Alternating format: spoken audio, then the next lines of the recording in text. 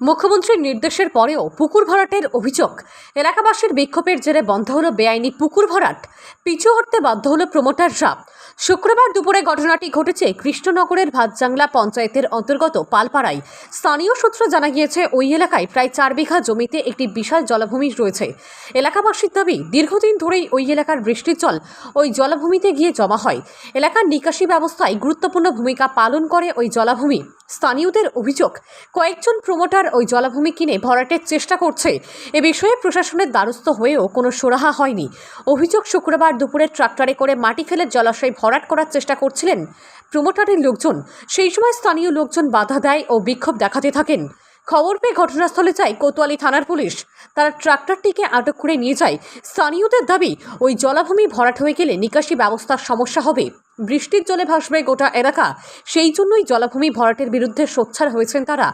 অবিলম্বে জলাভূমি ভরাট বন্ধ না হলে বৃহত্তর আন্দোলনে যাবেন তারা। তবে জলাভূমি ভরাটের অভিযোগ অস্বীকার করেছেন অভিযুক্ত প্রমোটার হিরণময় শর্মা। তার দাবি, জমির শ্রেণীতে জলাভূমি উল্লেখ নেই এবং তিনি তা ভরাট করছিলেন না, জমিতে যাওয়ার রাস্তা করছিলেন। তার আরও দাবি, স্থানীয় পঞ্চায়েত সদস্য তার কাছ থেকে 5 লক্ষ টাকা দাবি করেছিলেন। সেই টাকা না দেওয়ায় লোকজন গুছিয়ে নিয়ে এসে কাজে বাধা সৃষ্টি করছে। ব্যুরো রিপোর্ট, জি নিউজ বাংলা। আগের থেকে পুকুর ভরাটের দাবিতে আমাদের আন্দোলন চলছে। পুকুর ভরানোর দাবিতে আমাদের আন্দোলন চলছে, চলবে। অবিলম্বে প্রমোটারদের গ্রেফতার করতে হবে। অবিলম্বে প্রমোটারদের গ্রেফতার করতে হবে। আমাদের অভিযোগ, এটা একটা জলাশয়।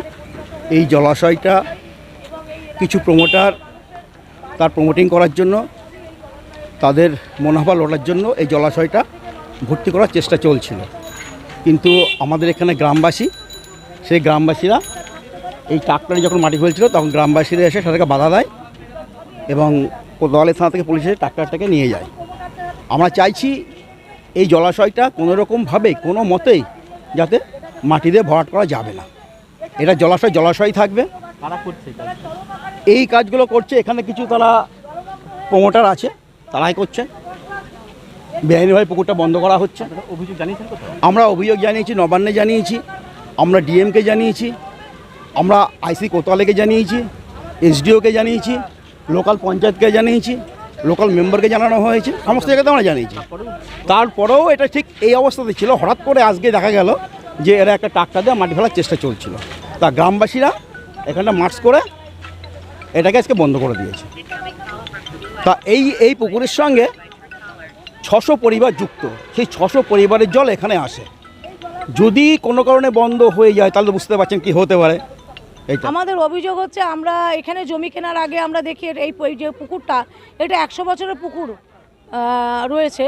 এই পুকুরটাতে এলাকার সমস্ত লোকের জল, বাড়ির জল, বৃষ্টির জল বা মানুষের যে কোনো প্রয়োজনে তাদের বাড়ির পানি জলগুলো সমস্ত কিছু এই পুকুরে এসে পড়ে।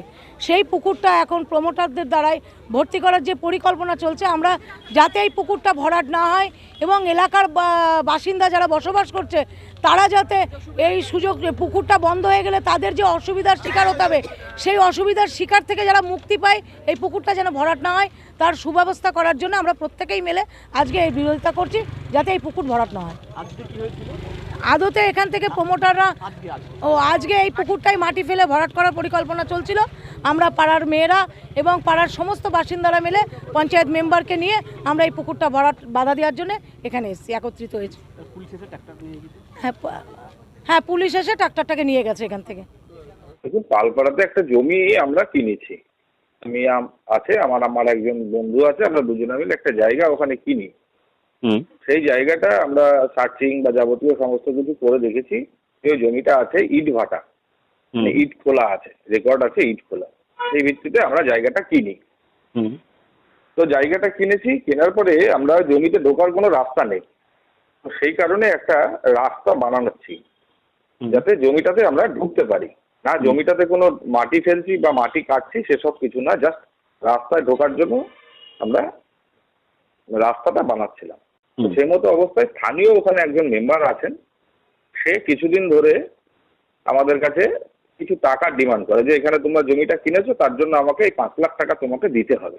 আমি সেটা দিতে অস্বীকার করি। আমরা অস্বীকার করার পরে সে নানানভাবে ওখানে কাজকর্ম করতে গেলে বিভিন্নভাবে বাধা দেয়। আজকে হঠাৎ করে তিনি কিছু লোককে জড়ো করেছেন, করে নিয়ে এসে ওখানে বলছেন যে এরকম ব্যাপার, এটা আপনাদের আপনাদের এখানে কাজ করতে দেবো না, আপনাদের এখান থেকে চলে যেতে হবে। আমি বললাম কেন? তা বলছে না, এটা আমরা আমাদের করতে দেবো না, এটা আমাদের কাজ হবে না। কারণ ওইখানে আমাদের পুকুর বলে কোনো কিছু নেই। যদি পুকুর থাকতো তাহলে আমি ওখানে এক ট্রাক্টরও মাটি ফেলতাম না। ওটা আছে ইট ভাটা, সে কারণেই আমি ইট ভাটারও তাও কোনো আমি কাজ করিনি, কোনো বিল্ডিং করিনি, কোনো কনস্ট্রাকশন করিনি, কিছু করিনি। শুধু আমার জমিটায় আমি ঢোকার জন্য একটা রাস্তা তৈরি করছি না, সেটাই ওনার আপত্তি।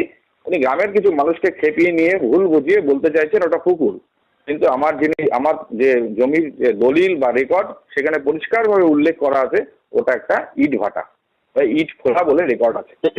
সেই আমরা তো যখন ওখানে কোনো কনস্ট্রাকশন বা কোনো কিছু করছি না, আমরা তো জমির কোনো শ্রেণী পরিবর্তন করছি না, সেক্ষেত্রে জল যাওয়ার তো কোনো সমস্যা আসবে না। জমি যেরকম আছে সেরকমই থাকছে, জমির তো কোনো নেচার চেঞ্জ হচ্ছে না।